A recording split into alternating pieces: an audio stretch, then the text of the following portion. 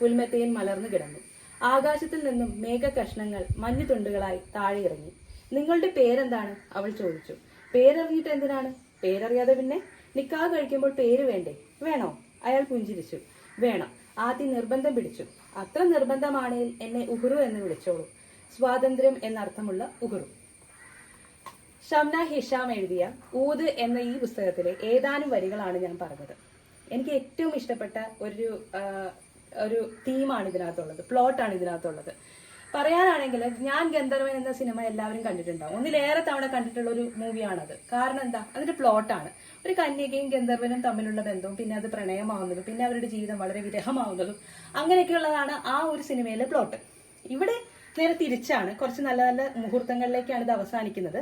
എന്നിരുന്നാലും ഈ ഒരു പുസ്തകത്തിലെ നേരത്തെ പറഞ്ഞ ഗന്ധർവനാണെങ്കിൽ ഇവിടെ ഒരു ജിന്നാണുള്ളത്, ഉഹുറു എന്ന പേരുള്ള ഒരു ജിന്ന്. അപ്പൊ ഈ കഥ തുടങ്ങുന്നത് ഇങ്ങനെയാണ്. ആത്തിയുടെ ഉമ്മ വലിയപുരയ്ക്കൽ എന്ന പേരിലുള്ള ഒരു തറവാട്ടിലേക്ക് പോവുകയാണ്. ഉമ്മ പോയതിനു ശേഷം ആത്തിയും പുറകെ പോവുകയാണ് ബാംഗ്ലൂരിൽ നിന്നും.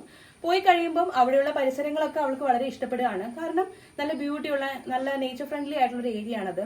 വല്ലുമയ്ക്ക് ഒരു മുളങ്കാടൊക്കെ ഉണ്ട്. അതൊക്കെ അവളെ വളരെ അട്രാക്ട് ചെയ്യിപ്പിക്കുന്നതാണ്.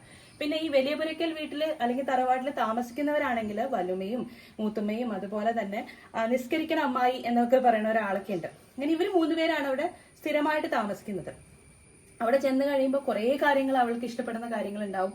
അതുപോലെ അവളുടെ അടുത്തേക്ക് വരുന്നതാണ് ഒരു ചെഗോര പക്ഷി. നമ്മുടെ ഇവിടെയൊക്കെ പറയുന്നത് ഉപ്പൻ എന്നാണ് കേട്ടോ. അപ്പൊ ആ ഒരു പക്ഷി ഇവളുടെ ജീവിതത്തിലേക്ക് ഒരു വലിയ ഭാഗമാവുകയാണ്. പിന്നീട് ആ ഒരു പക്ഷിയാണ് പിന്നീട് ജിന്നാവുന്നതും ഒക്കെ.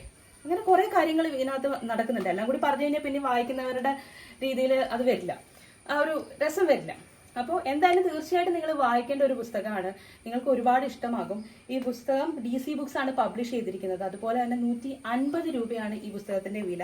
നന്നായിട്ട് തന്നെയാണ് ഷംന ഹിഷാം ഈ ഒരു പുസ്തകം എഴുതിയിരിക്കുന്നത്. എനിക്ക് വളരെ ഇഷ്ടപ്പെട്ടു. ആ ഒരു എഴുതുന്ന ഒരു രീതി ഉണ്ടല്ലോ, അത് നമുക്ക് വളരെ അട്രാക്ട് ചെയ്തിരിക്കുന്നതാണ്. ഒറ്റ ഇരിപ്പിന് നമുക്ക് വായിച്ചു തീർക്കാൻ പറ്റുന്ന അടിപൊളി പുസ്തകമാണ്. തീർച്ചയായിട്ടും നിങ്ങൾ വായിക്കണം. നിങ്ങളുടെ ഒരു ബുക്ക് ഷെൽഫിൽ വരേണ്ട ഒരു ബുക്ക് തന്നെയാണ് തീർച്ചയായും ഷംന ഹിഷാമിന്റെ ഊദ്.